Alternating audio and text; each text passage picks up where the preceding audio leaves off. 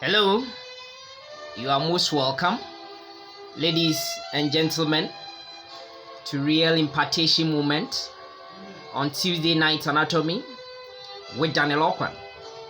Today's section, we want to begin our journey looking at muscles of facial expression, and this will be the first part. Now remember that muscles of facial expression developmentally will be coming from what we call the second bronchial arch or the second pharyngeal arch, and therefore they will be supplied by nerve to second pharyngeal arch, being of course the facial nerve, cranial nerve 7. Now remember that upon contraction, these muscles will produce various movements of the face, okay, so that they can help in that kind of non-verbal, communication. Remember again that these muscles, okay, actually for the muscles of facial expression, what we are going to do, we are going to look at what we call the depressors. And these are those muscles which are going to be at the lower aspect of the mouth. So we have the lower group of mouth muscles.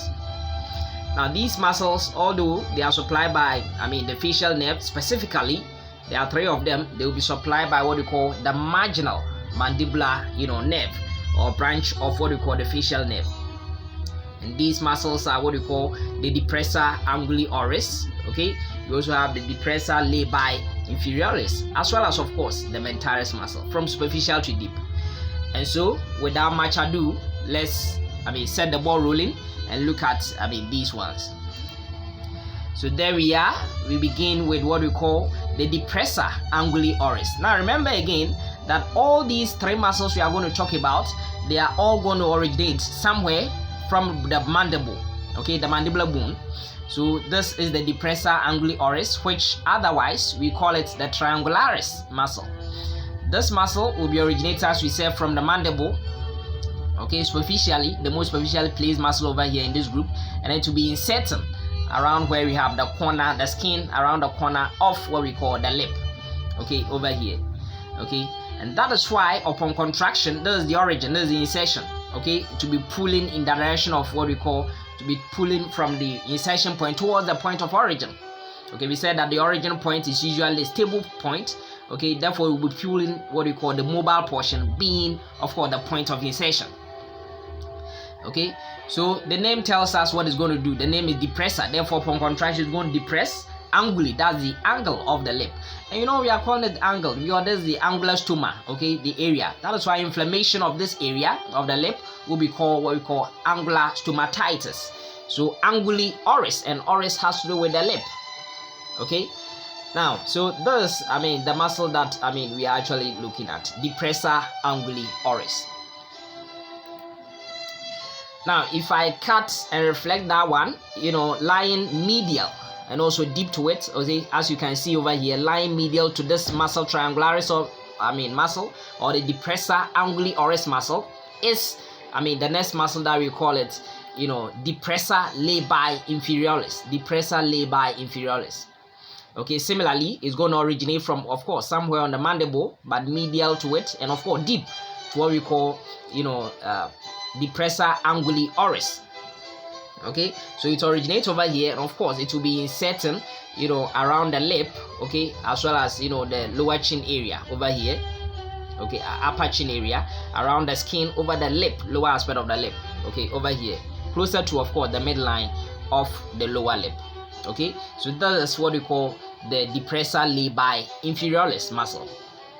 Therefore, as we said, upon contraction, it will of course pull the point of insertion towards the origin in the direction where the white arrow is showing you. Okay, so it means that it's going to depress what we call the lip. Okay, and that is why the name tells us what it's going to do. Depressor is going to depress it. Labii, that's the lip. Inferioris, that's the lower lip, or bringing the lip, inferiorly. Okay, so please get to know that. I already told you that all of them will be supplied by, of course, the marginal mandibular branch of what we call the facial nerve. So we go to our last, muscle, which of course, if I cut this, the next, the deeper muscle, which is, very close to the midline. Okay, so medial to this one, we have what we call the one showing with the arrow, is what we call the mentalis muscle. This is the area is called menti. This is the mental area. So that muscle originating from that mental area of what we call the mandible, okay, is going to insert on what we call the the skin over the chin, okay, the chin area. Okay, so please get to know that. And therefore, which is very close to what we call the incisive, where it's going to originate, the mental area, very close to where you have the incisive fossa, and it's of course inserting over, the skin over the chin area. And therefore, upon contraction, yes, it's going to, cause what we call protraction of the lower lip, as well as causing that kind of wrinkling over the chin, area. So overall, if someone is in doubt, the expression that the person shows, okay, is what we are calling, is by the kind courtesy of what we call this mentalis muscle. So these are the 3 muscles, okay, that we've seen, which are going to work on the lower lip, okay. They are the depressors. So I hope you find it helpful. Have a good night, and make sure if you've not subscribed to my channel, please do so that in future exciting videos, yes, you will not, miss them out. So have a good night, all of you, and may God richly bless you.